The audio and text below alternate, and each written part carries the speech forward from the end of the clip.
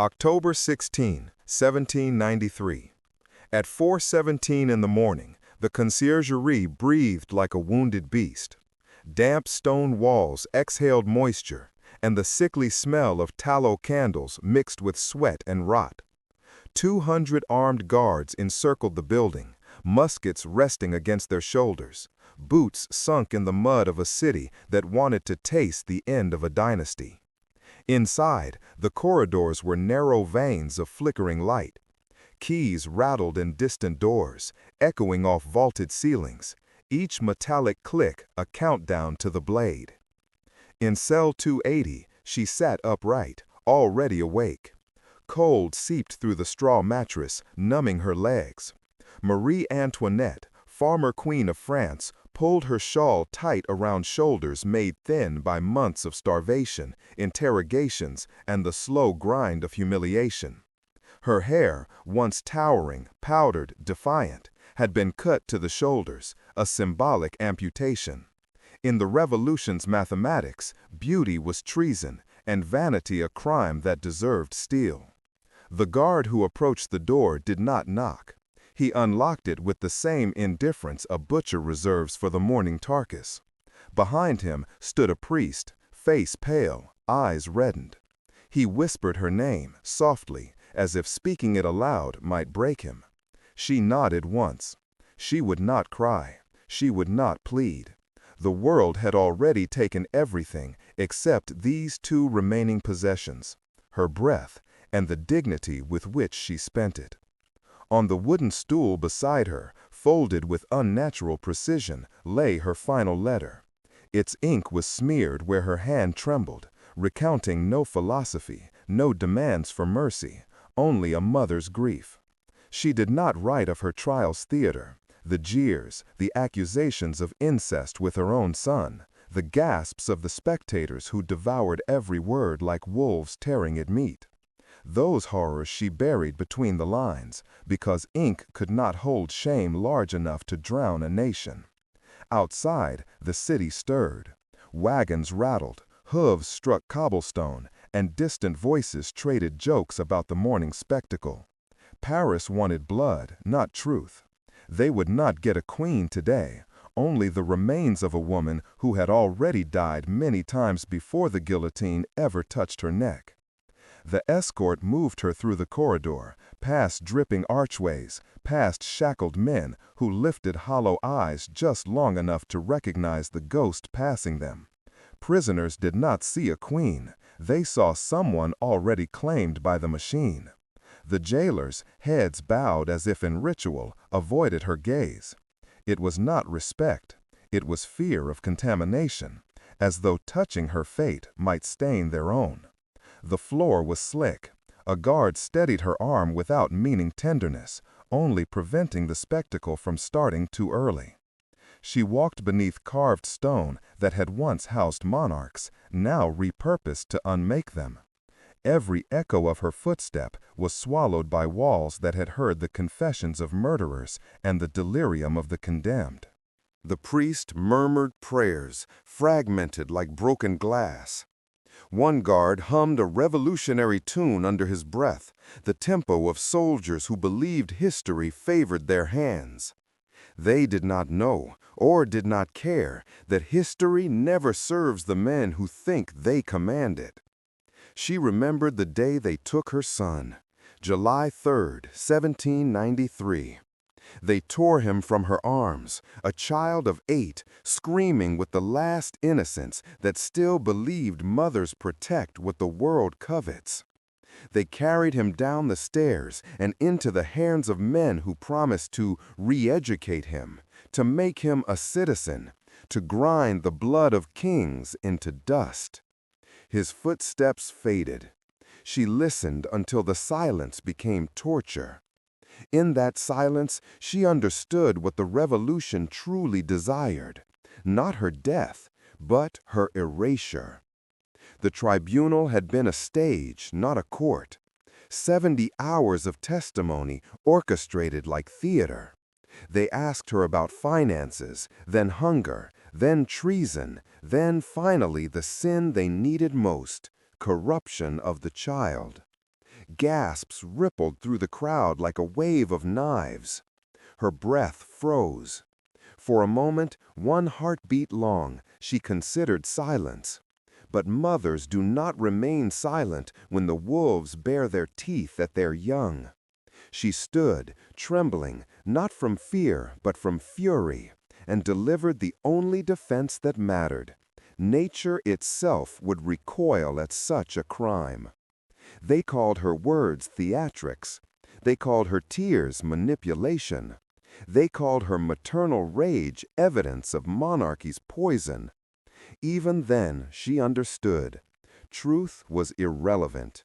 The verdict was already written in the cobblestones of Paris, in the chants of the mob, in the grinding hunger of a nation that preferred blood to bread.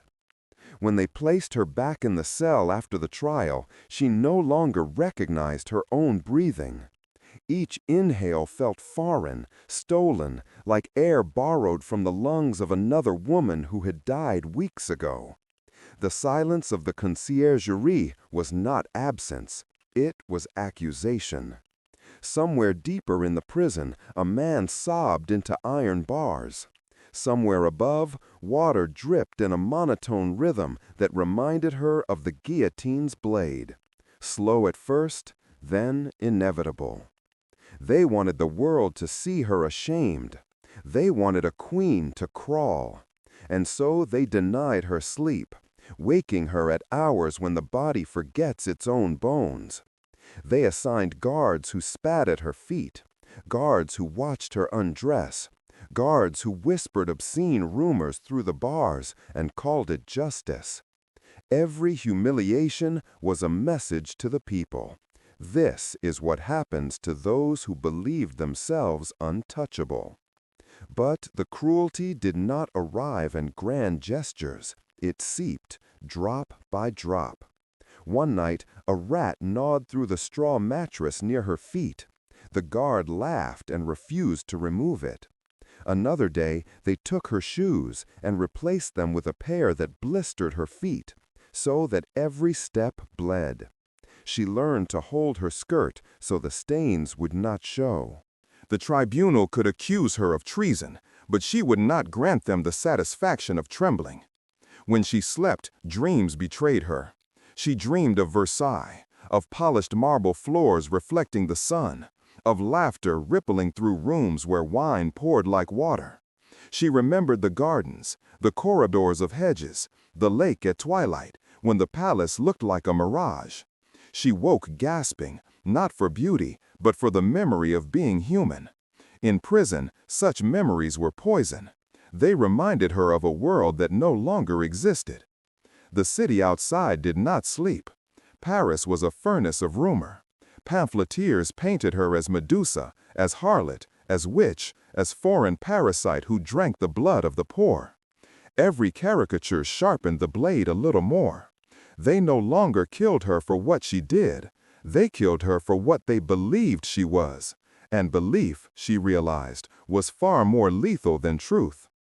They came for her at dawn on the final day. The air was wet with river fog, a chill that slid beneath her skin and settled there like a verdict. 2 gendarmes flanked the doorway, leather straps crossing their chests, bayonets low. The man in the center held parchment sealed with a red wax smear. He read the decree without looking at her, his voice steady, as if announcing the weather. The blade would claim her that morning. There would be no appeal, no delay. The city waited. They dressed her in a plain white chemise, coarse cotton that scratched against her arms. They bound her hands behind her back, though she offered no resistance. When the rope tightened, she remembered the coronation carriage, velvet cushions and diamonds catching sunlight, and wondered how a life could pivot so violently from silk to hemp.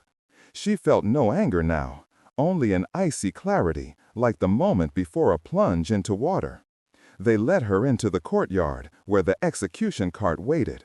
It was nothing more than a wooden crate on wheels, stained with old blood, its boards warped from rain and countless final journeys. The driver was silent, jaw clenched, eyes fixed forward. The crowd already pressed against the barricades at the street's mouth. their voices merging into a living current. Some spit as she passed, others did not speak at all, only stared, as if witnessing a myth being corrected. When they lifted her onto the cart, the world tilted. The horse stepped forward, hooves striking stone with hollow beats. The journey through Paris began like a pilgrimage in reverse. Children clung to their mothers' skirts. Vendors abandoned their stalls to watch. Men shouted insults and hurled rotten fruit, their faces twisted with triumph. Yet among them, she saw a woman weeping silently, braid streaked with bray, eyes lowered. That one glance, fragile, nameless, cut deeper than any jeer. The ride was slow by design, a deliberate torment. They wanted the spectacle to ferment. Clerks scribbled notes, artists sketched her profile. Somewhere in the crowd, Jacques-Louis David raised his drawing pad, capturing her posture, her hollow cheeks, the defiant angle of her chin. In that moment, she understood the trap. Even in death, they would own her image. They would sculpt the narrative, carve it into history, and leave future generations to inherit the lie. The cart rolled past the Palais Royal, and the cheering thickened. She could taste it, the rancid breath of the crowd, their hunger sharpened by years of famine and propaganda. They wanted catharsis more than justice. Every second of the journey was a feed for their appetite, a reminder that the revolution could consume even the highest prey. She kept her chin lifted, not in defiance, but in refusal to be devoured while still breathing. The priest murmured prayers beside her, words trembling against the noise, but she barely heard him. Sound became color, a blur of howls and laughter, red like spilled wine. At the Place de la Révolution, the air changed. The cheering fell to a murmur, like wind over a graveyard. The scaffold towered above the crowd, a wooden altar under a gray autumn sky. The guillotine blade hung suspended, a triangle of polished steel glowing with morning light. It was not death that frightened her, it was the precision of the instrument. The revolution had engineered its own god, efficient, impartial, endlessly thirsty. They dragged her from the cart, her wrists burning beneath the cords. She stumbled once, knees grazing the steps, and the mob erupted in satisfaction. Soldiers laughed. A boy held his father's arm, staring with eyes too young to understand the cruelty he was being taught. The executioner, Sanson, approached her with the weary gait of a man who had escorted thousands into oblivion. His gloves were stained. His eyes did not hate, they were simply tired. That was the most terrifying thing of all, how ordinary her destruction had become. A soldier shouted for her to hurry. She ignored him. She turned toward the priest, whispering a final plea for her children, the daughter somewhere surviving on scraps of hope, and the son locked in a cell where men drill hatred into his bones.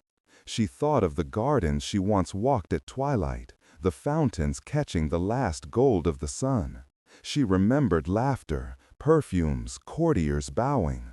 All illusions she now understood, fine lace stretched over the darkness that had always lurked beneath the world. Then she lifted her head, looked directly into the sea of faces, and uttered the final apology. Not for treason, not for opulence, but for stepping on the executioner's foot. The crowd roared, misreading grace for weakness. The blade above her trembled. They forced her to kneel, pressing her neck toward the wooden plank worn smooth by countless final breaths. The world narrowed to splinters of oak and the cold sting of iron shackles against her wrists. She could smell the blood of those who came before, metallic, sour, almost sweet. A whisper of wind lifted her hair, the last gesture of nature before human hands claimed the rest. The crowd leaned forward as if pulled by invisible strings, hungry for the instant that would erase 18 years of royalty in a single strike. A drum roll began, slow at first, then steady, then relentless, like the pulse of a heart that refused to die quietly. The executioner tightened the leather strap at her throat, and for one strange moment she remembered her wedding carriage, the roar of Paris greeting her as Dauphine. Flowers showered the horses, music filled the streets. They had loved her then, not for who she was, but for what she symbolized. It was always symbolism they hunted, not flesh.